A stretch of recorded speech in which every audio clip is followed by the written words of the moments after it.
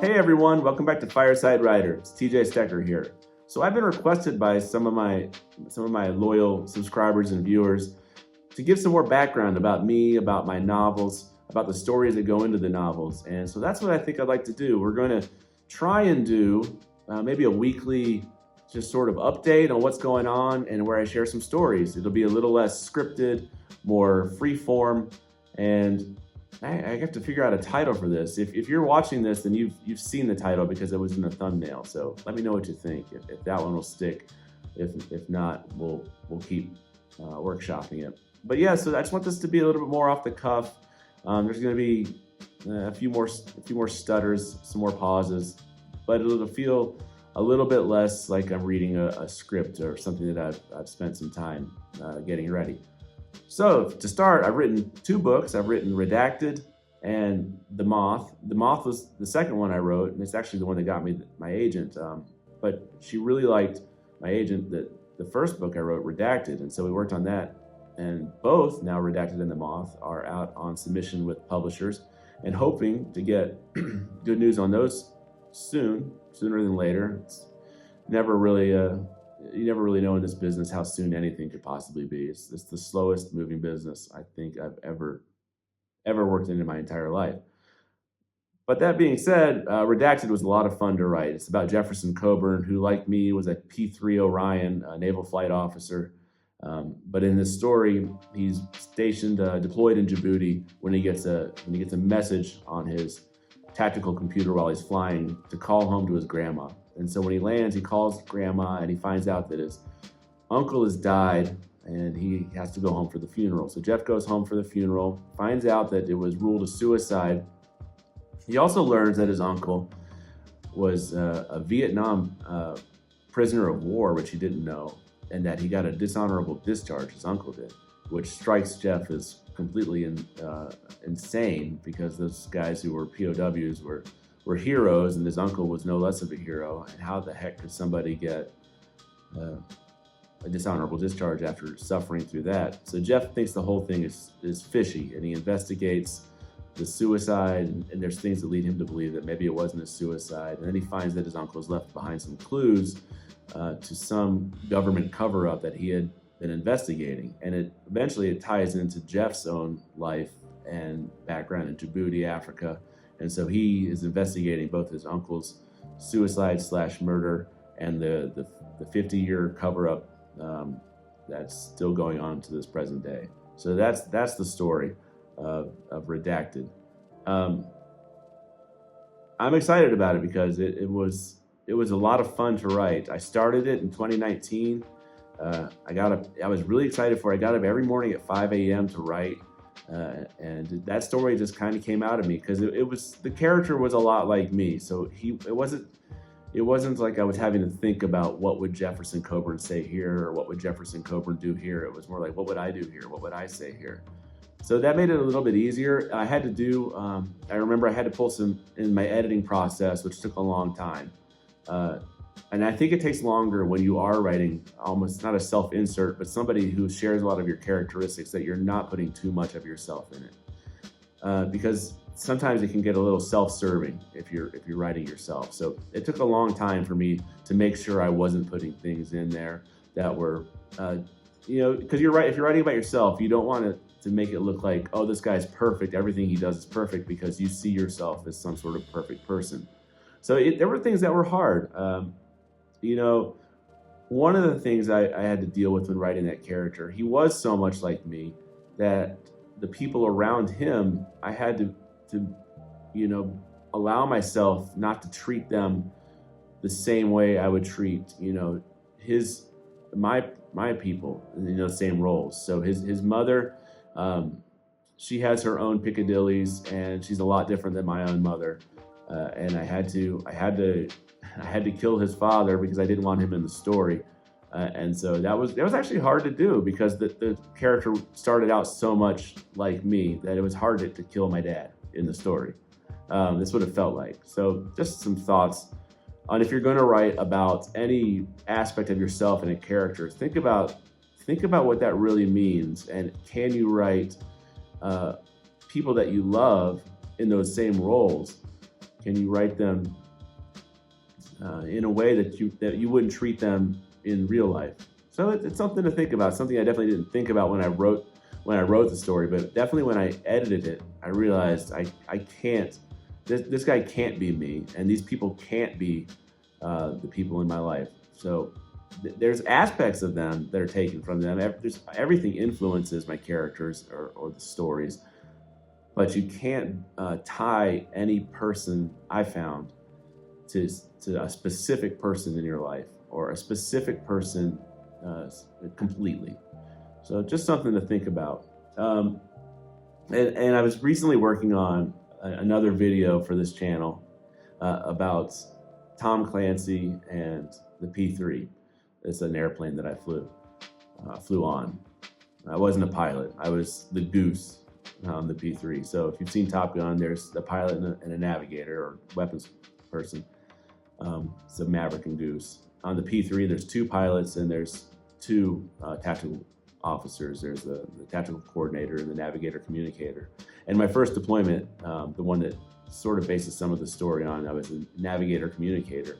And the opening story from Redacted is a story that came right out of my own life on the P-3.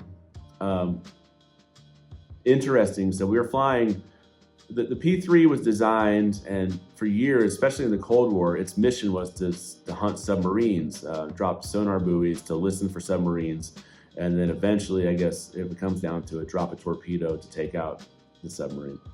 But in the later years of the P-3, it was sort of repurposed as more of a surveillance, a counterterrorism platform. So less submarine hunting and more, flying circles in the sky over the desert. But one of the missions we had when I was stationed in Djibouti was, pirate hunting. So not Jack Sparrow, swashbuckling pirates. These are the Somali fisher boats that would, speed up onto cargo ships and board them and take over. The Captain Phillips, I am your captain now type pirates. So that was the mission. So we're flying over the Gulf of Aden, and we're flying low because the P-3 flies low. Maybe I think for pirate hunting we were like at 1,000 feet, and we're going to targets that we see on radar, and we're going to check them out. And we have these specific hallmarks to note for what to look at on these fishermen boats. Or these fishing vessels, if they could have potential pirate activity. And so we had this list of things to look out for. I don't remember what they were, and I don't know if I can even share them all here, what to look out for. But so that's what we were doing. And if they met these certain targets, these specific things, we report back to the ops controller, who was, I don't know where they were actually located when we flew out of Djibouti, but we would report to them to let them know what we see and whether or not we should stay and investigate further or, continue on. And this one flight we flew and we found a fishing vessel that met a lot of, if not all of the specific hallmarks of pirate activity, and we reported it back to the ops controller. And I said, hey, I'm the navigator, so I'm selecting radio on our dial. So I have a foot pedal down below me, which I click to talk, and then who I'm talking to depends on what I have set on the dial. So there's radio, and there's intercommunication, inside the plane. It's just talking to the crew. And so I select radio, and I said, I flipped the button with my foot, and I said, hey, ops, this is Sword 271, whatever our call sign was. Our squadron was called the Golden Swordsman, so our call signs would often be, Sword and the plane number. And so I said, Sword, ops, this is Sword 271. We've got eyes on a possible target here. He meets, 7 of the 8 criteria for pirate activity. Request to stay and investigate, or request to stay and deter, because we couldn't really drop any weapons on a fishing vessel. We couldn't do anything other than we could hover around this guy, and hopefully just being around him will deter him from committing any kind of acts of piracy, or we can stay there and keep an eye on him until the Coast Guard or whoever they send out can actually do something. And I remember I was very excited. The crew was very excited because we fly these missions. They're 12-hour missions because the P-3 is a long-range platform where we can fly for a long time. And we didn't really get to see pirates very often, even though that was the mission. So we were excited, and I report that to Ops, and Ops comes back and says, Sword 271, this is Ops. That's a Charlie copy. It means clear copy. It's a Charlie copy. Request you continue to investigate targets to the west. And it didn't make sense to me. It's like, we finally found a pirate. Let's actually do our mission. Let's do our job here. And so I think I replied back, Ops, this is Sword 271. Request you repeat. We want to stay on. Or say, we request you repeat that you don't want us to stay on and prosecute this target. And Ops came back and said, Sword 271. That's a Charlie copy. Continue to the west to investigate new targets. And I was pissed, and I think the crew was upset, or would have been upset when they learned this. So I decided, to say to the crew, I guess we're going east. And so I clicked the foot pedal and I said, we're going flipping east, or we're going flipping west. I guess because that's where they sent us. And except I didn't say flipping, and I thought everything was fine. I thought the crew, I was a little surprised the crew wasn't responding back that, that sucks. Why are we doing that? When the controller called back from Ops and he said, yeah, that's a Charlie copy, Sword 271. You're going west. And my heart sank because I realized I just, cursed on an open channel to the, control, to the Navy control. And I was like, oh no, I'm going to get in so much trouble for this when we land.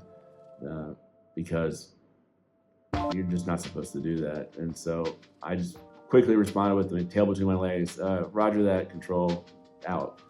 And then I confirmed that I switched it to the intercommunication system. I said, guys, we're going west. And I think I might have just gotten us written up. I told them what happened and everybody laughed. We landed, it didn't matter. No one said anything.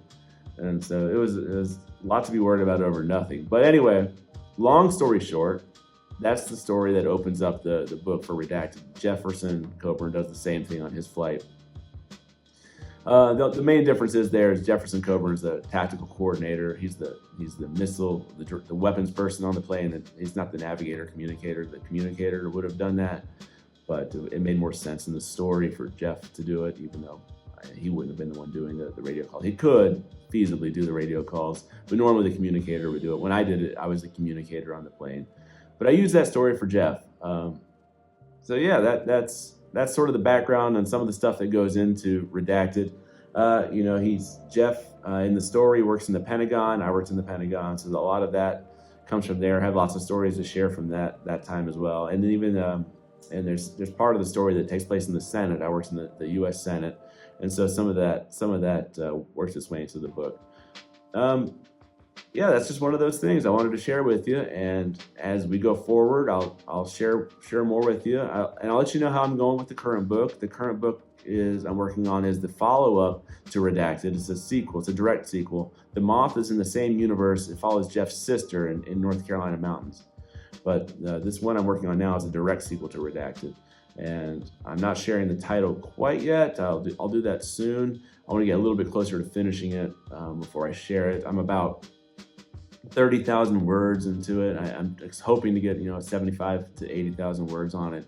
The story is really coming together, though. I've got the beats down, and I think I should be able. I'm hoping to complete it by the end of the year. It's 2025. We just had Thanksgiving, so we'll see. I'll turn December into my own NaNoWriMo. But we'll see how it goes. Let me know what you think of this format. I know I might have rambled a bit, but I like sharing some of my insights and my process and how it goes. If you'd like more stories like this, please let me know. Less stories, I guess you can let me know that too, or what else you'd like to hear about, my writing process, day in the writer's life, anything like that. Just let me know. I appreciate you being here, and I can't wait to share more with you. So until then, have a great Friday, because I'm planning to release this on Friday. Have a great Friday, and go write something. Talk to you next time.